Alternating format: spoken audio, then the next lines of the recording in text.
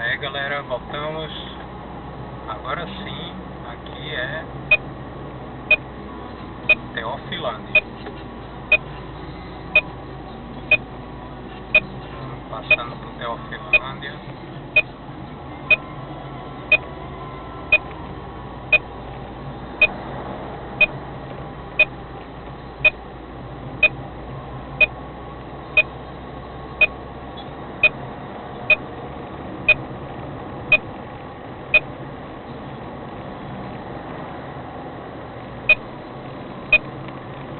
A 300 metros, mantenha à esquerda.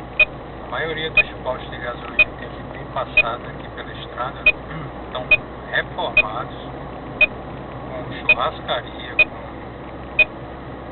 com banheiro, muito bom. A 80 metros, mantenha à esquerda.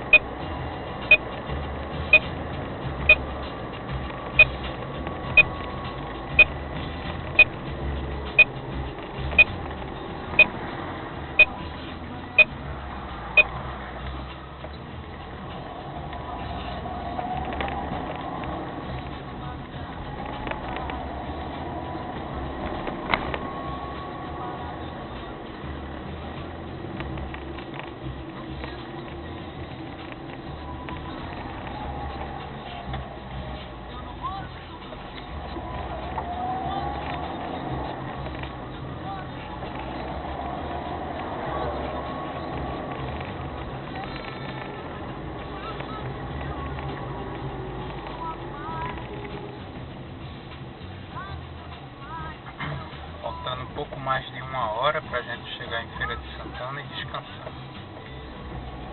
Esse é meu limite por dia. 700 quilômetros.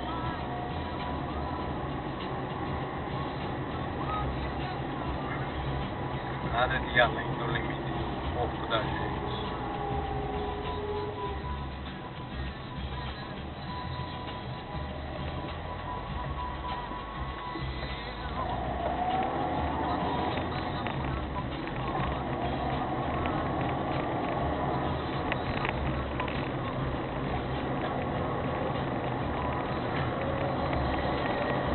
Pois é, acabamos de passar em Teofilândia.